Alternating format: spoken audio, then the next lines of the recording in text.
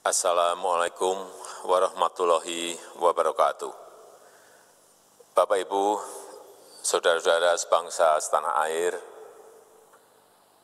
pagi tadi saya telah memimpin rapat terbatas secara virtual tentang Undang-Undang Cipta Kerja bersama jajaran pemerintah dan para gubernur.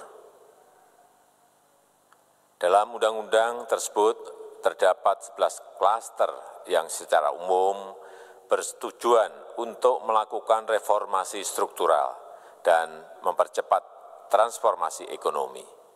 Adapun klaster tersebut adalah urusan penyederhanaan perizinan, urusan persyaratan investasi, urusan ketenagakerjaan, urusan pengadaan lahan, urusan kemudahan berusaha, urusan dukungan riset dan inovasi, urusan administrasi pemerintahan, urusan pengenaan sanksi, urusan kemudahan pemberdayaan dan perlindungan UMKM, urusan investasi dan proyek pemerintah, serta urusan kawasan ekonomi. Dalam rapat terbatas tersebut, saya tegaskan mengapa kita membutuhkan Undang-Undang Cipta Kerja. Pertama, setiap tahun ada sekitar 2,9 juta penduduk usia kerja baru, anak muda yang masuk ke pasar kerja, sehingga kebutuhan atas lapangan kerja baru sangat-sangat mendesak. Apalagi di tengah pandemi, terdapat kurang lebih 6,9 juta pengangguran dan 3,5 juta pekerja terdampak pandemi COVID-19. Dan sebanyak 87% dari total penduduk bekerja memiliki tingkat pendidikan setingkat SMA ke bawah, di mana 39% berpendidikan sekolah dasar, sehingga perlu mendorong penciptaan lapangan kerja baru, khususnya di sektor padat karya.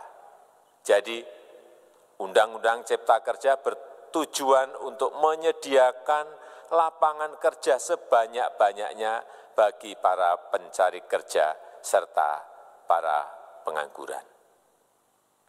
Kedua, dengan Undang-Undang Cipta Kerja akan memudahkan masyarakat, khususnya usaha mikro kecil, untuk membuka usaha baru. Regulasi yang tumpang tindih dan prosedur yang rumit dipangkas. Perizinan usaha untuk usaha mikro kecil UMK tidak diperlukan lagi, hanya pendaftaran saja. Sangat simpel. Pembentukan PT atau perseroan terbatas juga dipermudah. Tidak ada lagi pembatasan modal minimum. Pembentukan koperasi juga dipermudah. Jumlahnya hanya 9 orang saja. Koperasi sudah bisa dibentuk. Kita harapkan akan semakin banyak koperasi-koperasi di tanah air. UMK, usaha mikro kecil, yang bergerak di sektor makanan dan minuman. Sertifikasi halalnya dibiayai pemerintah, artinya gratis. Izin kapal nelayan penangkap ikan misalnya, hanya ke unit kerja Kementerian KKP saja. Kalau sebelumnya harus mengajukan ke Kementerian KKP, Kementerian Perhubungan, dan instansi-instansi yang lain. Sekarang ini cukup dari unit di Kementerian KKP saja. Ketiga, Undang-Undang Cipta Kerja ini akan mendukung upaya pencegahan dan pemberantasan korupsi. Ini jelas karena dengan menyederhanakan, dengan memotong, dengan mengintegrasikan ke dalam sistem perizinan secara elektronik, maka pungutan liar, pungli dapat dihilangkan. Namun, saya melihat adanya unjuk rasa penolakan Undang-Undang Cipta Kerja yang pada dasarnya dilatar belakangi oleh disinformasi mengenai substansi dari undang-undang ini dan hoax di media sosial. Saya ambil contoh, ada informasi yang menyebut tentang penghapusan UMP, upah minimum provinsi, UMK, upah minimum kota kabupaten, UMSP, upah minimum sektoral provinsi. Hal ini tidak benar, karena faktanya upah minimum regional, UMR, tetap ada. Ada juga yang menyebutkan bahwa upah minimum dihitung per jam. Ini juga tidak benar. Tidak ada perubahan dengan sistem yang sekarang. Upah bisa dihitung berdasarkan waktu dan berdasarkan hasil.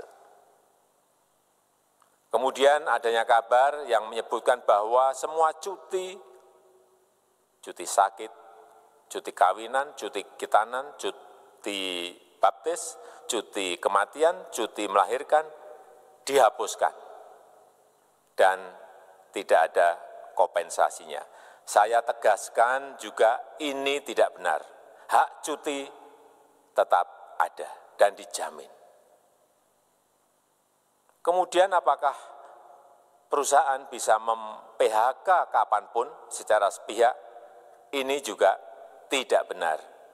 Yang benar, perusahaan tidak bisa me-PHK secara sepihak. Kemudian juga pertanyaan mengenai benarkah jaminan sosial dan kesejahteraan lainnya hilang. Yang benar, jaminan sosial tetap ada. Yang juga sering diberitakan tidak benar adalah mengenai dihapusnya AMDAL, analisis mengenai dampak lingkungan. Itu juga tidak benar. AMDAL tetap ada. Bagi industri besar harus studi AMDAL yang ketat. Tetapi bagi UMKM lebih ditekankan pada pendampingan dan pengawasan. Ada juga berita mengenai Undang-Undang Cipta Kerja ini mendorong komersialisasi pendidikan. Ini juga tidak benar. Karena yang diatur hanyalah pendidikan formal di kawasan ekonomi khusus, di KEK. Sedangkan perizinan pendidikan tidak diatur di dalam Undang-Undang Cipta Kerja ini. Apalagi perizinan untuk pendidikan di pondok pesantren. Itu tidak diatur sama sekali dalam Undang-Undang Cipta Kerja ini. Dan aturannya yang selama ini ada tetap berlaku. Kemudian diberitakan bahwa keberadaan bank tanah. Bank tanah ini diperlukan untuk menjamin kepentingan umum, kepentingan sosial, kepentingan pembangunan nasional, pemerataan ekonomi, dan konsolidasi lahan serta reforma agraria. Ini sangat penting untuk menjamin akses masyarakat terhadap kepemilikan tanah, kepemilikan lahan. Dan kita selama ini tidak memiliki bank tanah. Saya tegaskan juga bahwa Undang-Undang Cipta Kerja ini tidak melakukan resentralisasi kewenangan dari pemerintah daerah ke pemerintah pusat. Tidak ada. Perizinan berusaha dan pengawasannya tetap dilakukan oleh pemerintah daerah sesuai dengan NSPK, norma, standar, prosedur, dan kriteria yang ditetapkan pemerintah pusat. Ini agar dapat tercipta standar pelayanan yang baik di seluruh daerah dan penetapan NSPK ini dapat nanti akan diatur di dalam PP atau peraturan pemerintah. Selain itu, kewenangan perizinan untuk non-perizinan berusaha tetap ada di Pemda, sehingga tidak ada perubahan. Bahkan kita melakukan penyederhanaan, melakukan standarisasi jenis dan prosedur berusaha di daerah. Dan perizinan berusaha di daerah diberikan batas waktu. Ini yang penting di sini. Jadi ada service level of agreement.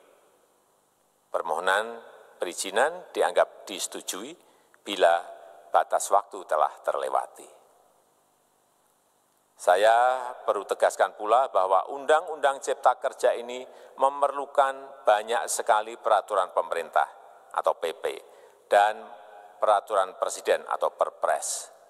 Jadi setelah ini akan muncul PP dan Perpres yang akan kita selesaikan paling lambat 3 bulan setelah diundangkan. Kita pemerintah membuka dan mengundang masukan-masukan dari masyarakat dan masih terbuka usulan-usulan dan masukan dari daerah-daerah. Pemerintah berkeyakinan melalui Undang-Undang Cipta Kerja ini jutaan pekerja dapat memperbaiki kehidupannya dan juga penghidupan bagi keluarga mereka. Dan kalau masih ada, jika masih ada ketidakpuasan